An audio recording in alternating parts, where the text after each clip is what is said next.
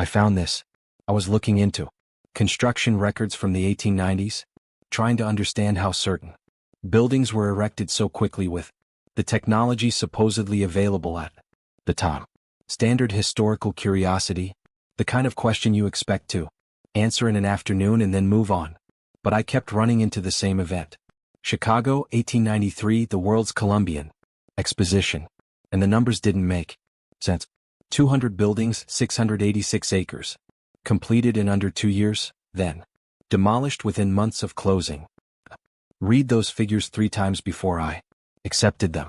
The largest building ever. Constructed in human history, 31 acres. Under a single roof, built in a swamp.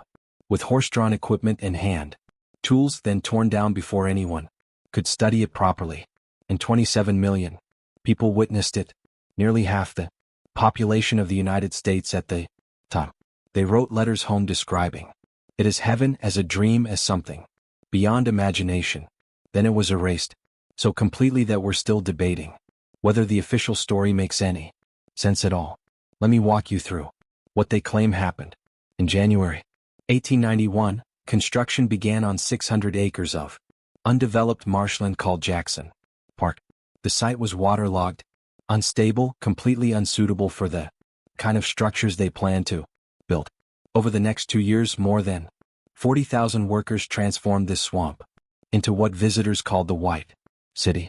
The centerpiece was the Manufacturers and Liberal Arts Building, 1,687 feet long, 787 feet wide. The interior had 44 acres of exhibition space. Contemporary writers struggled to convey its scale. One guidebook noted that any church in Chicago could fit inside the vestibule of St. Peter's in Rome. But this building was 3 times larger than St. Peter's itself, 4 times the size of the Roman Colosseum. If you laid Chicago's tallest skyscraper on its side, it would fit inside with room to spare. The steel arch trusses spanning the central hall rose 21 feet high with a clear span of 370 feet. Engineers at the time described it as beyond anything science has hitherto held feasible. And they built it in months, not years. Months. The official explanation is that these buildings were temporary facades, made of a material called staff, a mixture of plaster, cement, and jute fiber applied over iron frames. The engineer Joseph Kendall Fryatt wrote at the time that the goal was making the best show for the least money. The construction was almost entirely of what he explained, with exteriors covered and protected by staff.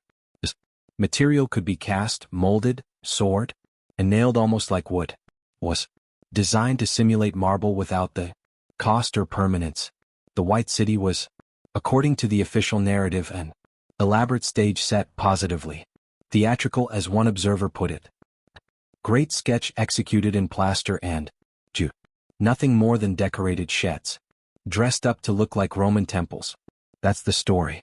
And yet, the more I examined it, the more the details contradicted the premise. Consider the infrastructure. 56 miles of sewers were installed beneath the fairgrounds. Electrical system capable of powering over 100,000 incandescent lamps, plus nearly 5,000 arc lamps for the major exhibition halls. 12 generators, producing enough electricity to consume 3 times the power of the entire city of Chicago, at a time when the White House had only installed electricity 2 years earlier, when most American homes had never seen an electric light. This fair blazed with illumination that visitors called supernatural. This wasn't temporary infrastructure.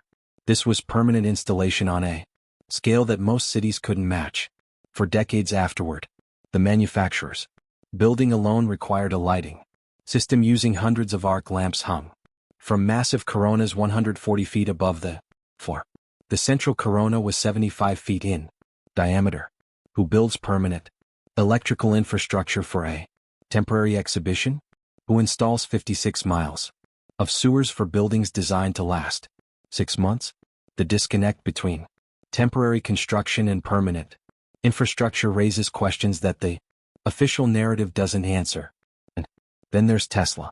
This is where the story takes a turn that still troubles me. The 1893 World's Fair was where Nikola Tesla and George Westinghouse won the War of the Currents against Thomas Edison. Edison bid $554,000 to light the fare using direct current. Westinghouse bid $399,000 using Tesla's alternating current system. When Westinghouse won, Edison refused to let them use his light bulbs, so Westinghouse manufactured 250,000 new bulbs in a matter of months, a quarter of all the incandescent bulbs ever produced up to that point, created specifically for this fair. On opening day, May 1, 1893, President Grover Cleveland pressed a single button and 100,000 lamps illuminated simultaneously. Visitors described it as getting a sudden vision of heaven. The fair alone consumed 3 times as much electricity as the entire city of Chicago. Tesla himself had a personal exhibit in the Electricity Building, where he demonstrated wireless lighting, rotating magnetic fields, and experiments reaching what contemporary accounts described as 2 million volts, technology that amazed the world. Technology demonstrated at a temporary fair. Then the buildings housing these demonstrations were torn down, and Tesla's more ambitious experiments would be defunded and suppressed for decades.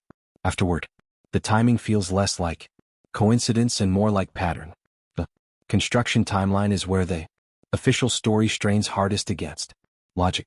January 1891 to May 1893, 28 months to transform a swamp into the largest coordinated construction project in human history. 40,000 workers at peak construction. No power tools as we understand them. No modern cranes. Horse-drawn equipment on unpaved roads, hauling materials to build structures that professional engineers described as unprecedented in scale. The manufacturers building alone used steel arch trusses that had to be manufactured somewhere, transported somehow, and erected precisely into position. Where are the foundry records? Where is the documentation of the logistics required to move that much material? The photographs show workers, yes, but they also show buildings rising with a speed that seems almost impossible given the limitations of the era. I keep returning to what H.C. Bunner wrote when he visited the construction site in 1892. It described the silence of the place and the almost theatrical unreality of seeing buildings so startlingly out of the common in size and form. Theatrical unreality. Even witnesses at the time sensed something strange about what they were seeing. This is where the alternative theory becomes difficult to ignore. Researchers who studied Tartaria and the mudflood hypothesis have long pointed to World's Fairs as evidence of something hidden. The theory suggests these buildings weren't constructed at. They were excavated, pre-existing structures from a previous civilization, cleaned up, repainted, presented as new construction, then demolished after the fair to destroy evidence of their true origins. I understand how that sounds. I'm not asking you to accept it. Asking you to consider why the theory exists in the first place. People don't invent elaborate alternative explanations for events that make sense. They create them when the official story fails to answer obvious questions. But consider the pattern. Grant. Neoclassical buildings appear with almost impossible speed. They're displayed to millions of witnesses who document their magnificence. Then, they're systematically destroyed before anyone can study them in detail.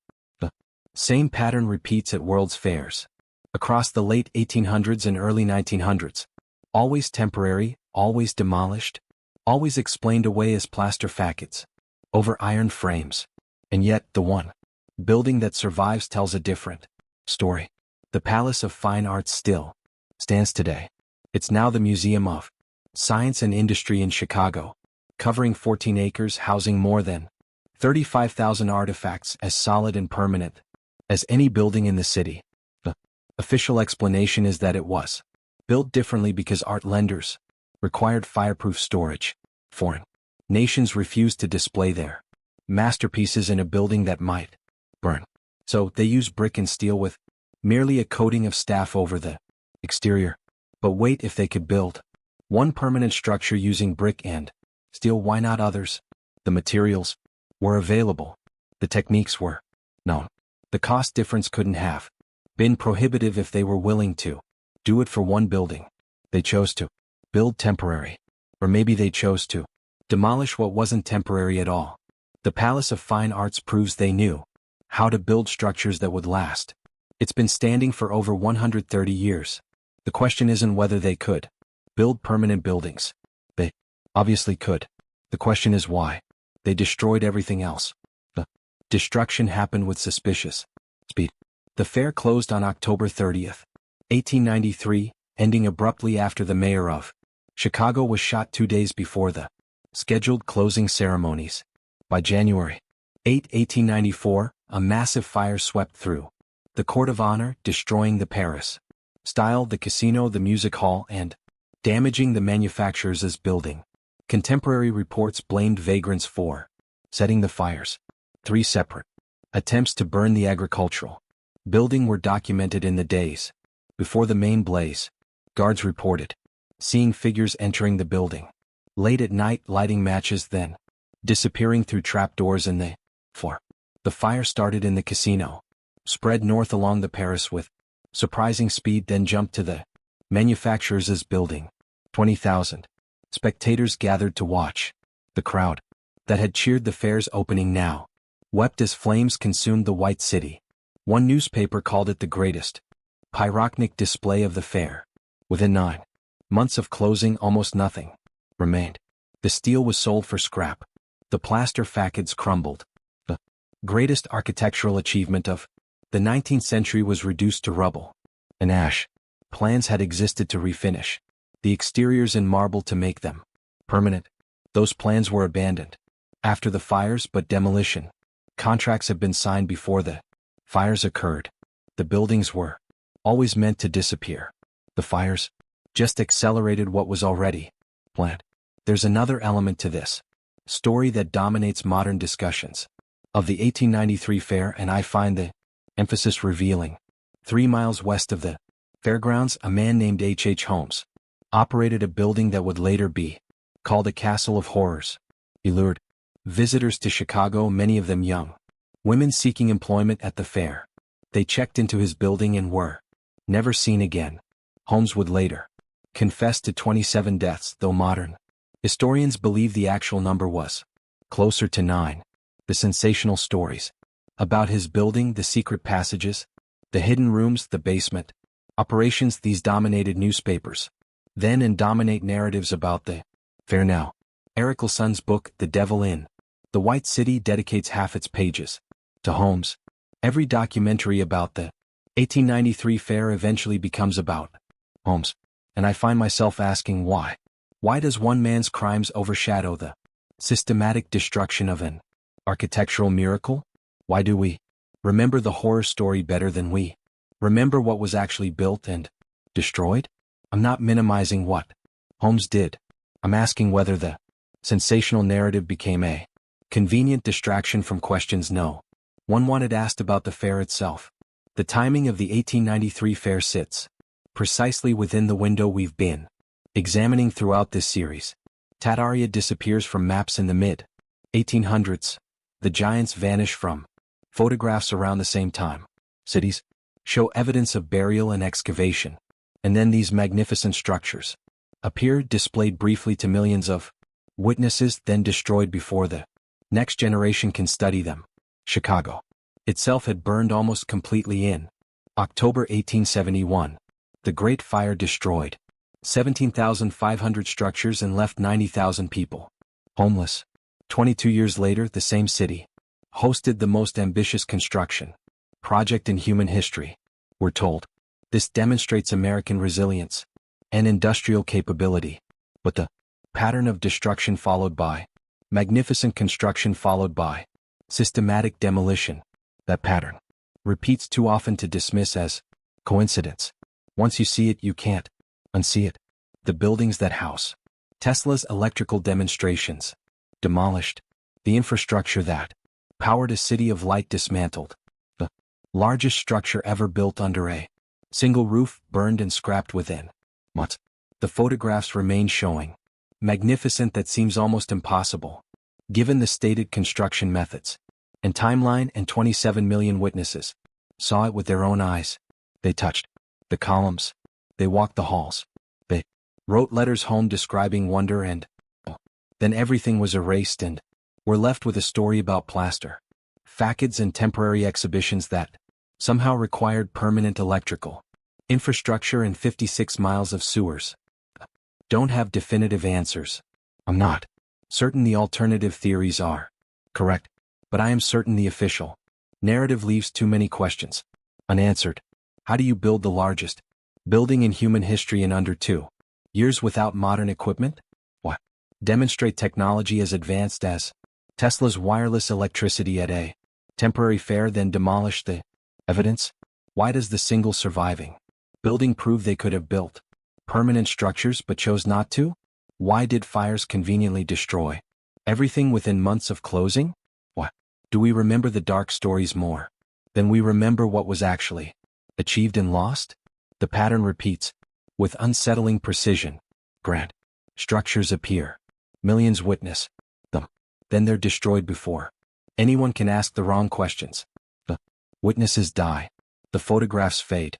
The official story calcifies into accepted history. And we're left wondering what we've been taught to forget. 27 million people saw the White City. They described it as a vision of heaven, as proof that human beings could build paradise on earth. One farmer was overheard speaking to his wife as they left the fair. Well, Susan, it paid. Even if it did take all the burial money people mortgaged their farms to see this place. They borrowed against their life insurance. They traveled for days on trains to witness something they sensed they would never see again. And they were right. Within a year it was gone. Then it was dismantled so thoroughly that we debate whether it was ever truly real. The photographs prove it existed. The single surviving building proves it could have lasted, but someone made sure it didn't. What else was erased when the White City burned? What knowledge disappeared with those buildings? What technology was demonstrated once, then buried under ash and silence in a century of convenient forgetting? The buildings are gone. The questions remain, and the absence, that vast deliberate absence where magnificence once stood, that absence itself is evidence, a hole shaped exactly like the truth we're not supposed to remember.